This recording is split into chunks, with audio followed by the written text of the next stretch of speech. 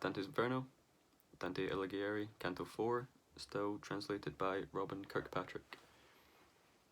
Thunder rolling heavily in my head shattered my deep sleep.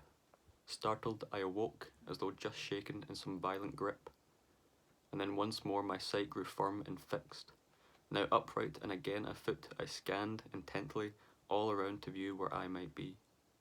I found I'd reached, and this is true, the edge of the abyss, the cavern of grief and pain that rings a peal of endless miseries. The pit, so dark, so wreathed in cloud, went down so far that, peering towards its deepest floor, I could not discern a single thing. Let us descend, the poet now began, and enter this blind world. His face was pale. I shall go first, then you come close behind. I was aware of his altered colour. How can I come when you, I said, my strength in every time of doubt, are terrified? It is the agony, he answered me, of those below that paints my features thus, not fear as you suppose it is, but pity. Let us go on, the long road spurs our pace. So now he set himself, and me as well, to enter Circle 1, which skirts the emptiness. Here in the dark, where only hearing told, there were no tears, no weeping, only sighs that cause a trembling in the eternal air, sighs drawn from sorrowing, although no pain. This weighs on all of them, those multitudes of speechless children, women, and full-grown men. You do not ask, my teacher in his goodness said, who all these spirits are that you see here. Do not, I mean, go further till you know. These never sinned, and some attained to merit, but merit falls far short. None was baptized, none passed the gate, in your belief, to faith. They lived before the Christian age began. They paid no reverence, as was due to God, and in this number I myself am one. For such deficiencies, no other crime, we all are lost, yet only suffer harm through living in desire, but hopelessly. At hearing this, great sorrow gripped my heart, for many persons of the greatest worth were held, I knew, suspended on this strip. Tell me, sir, tell me, my dearest teacher, so I began, determined, on a point of faith which roots all error, to be sure. Has anyone, by merit of his own, or else another's, left here then been blessed? And he, who read the sense my words had hid, answered. I still was new to the strange state when, now advancing, I beheld a power whose head was crowned with signs of victory. He led away the shadow of our primal sire, shades of his offspring, Abel and Noah, Moses, who uttered and observed the law, of Abraham the patriarch, David the king, Israel his father, and his own 12 sons, with Rachel too, for whom he laboured long, and many more besides. All these he blessed. This too I mean you'll know. Until these were here, no other soul had been redeemed. Speak as he might, our journey did not pause. On he went, and onward through the wood I mean, of spirits thronging round. Our steps were still not far from where, in sleep, I fell, when now ahead I saw a fire that overcame a hemisphere of shade. From this we were, as yet, some paces off, but not so far that I should fail to see that men of honour made this place their own.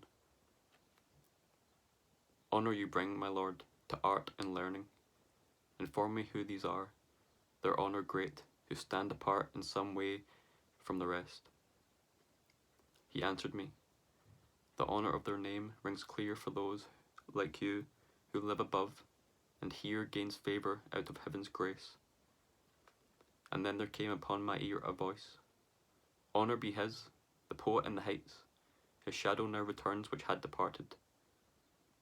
The voice was still and silent once again, and now I saw there came 4 noble shades, no sorrow in their countenance, nor joy. My teacher, that good man, began to speak. Look on, behold the one who, sword in hand, proceeds as their true lord, the other three. This is that sovereign Homer, poet. Horace, the satirist, is next to come. Ovid the third. Then, see, there is Lucan. All these, by right, must duly share with me that name that sounded in that single voice. They do me honour thus, and thus do well. And so I saw, assembling there as one, the lovely college of that lord of song whose verses soar like eagles over all. Some little time they talked among themselves, then turned to me and offered signs of greeting. On seeing all of this, my teacher smiled, and greater honour still they paid me now. They summoned me to join in their ranks. I came and walked as sixth among such wisdom. So on we went to reach the dome of light, and spoke of things which, proper where I was, are relegated rightly here to silence. We reached the footing of a noble fort, circled around by 7 curtain walls, and also, as its moat, a lovely stream. We passed this brook as though it were dry land. Through 7 gates I went with these 5 sages. We then came out upon a verdant lawn. Here there were some whose eyes were firm and grave, all in demeanour of authority, who seldom spoke. Their tones were calm and gentle.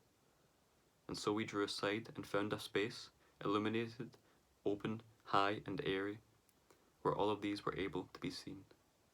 And there, across that bright enamelled green, these ancient heroes were displayed to me. And I within myself am still raised high at what I saw. Electra, many round her. Hector I recognised, Aeneas too, and Caesar in arms with his hawk-like eyes. Camilla I saw, and Penthesileia, and King Latinus on the other side. His daughter seated with him, Lavinia. Brutus, he drove proud Tarquin out. Lucrece and Julia, Marcia, Cornelia, all these I saw, and there alone, apart, the Sultan Saladin. And then, my brow raised higher still, I saw, among his family of philosophers, the master of all those who think and know. To him all look in wonder, all in honour, and, closer to his side than all the rest, I now saw Socrates, I saw now Plato.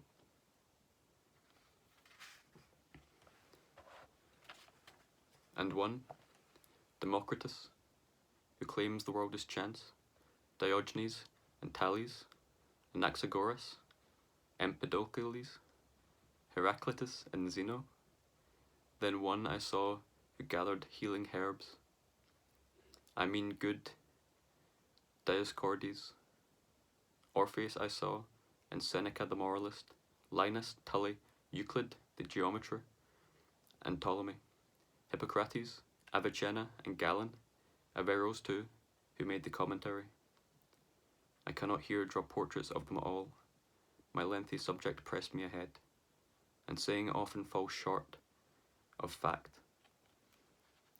That company of 6 declines to 2. My lord in wisdom leads a different way, out of that quiet into trembling air, and nothing where I now arrive is shining. Some of the names could have been better, but that was okay.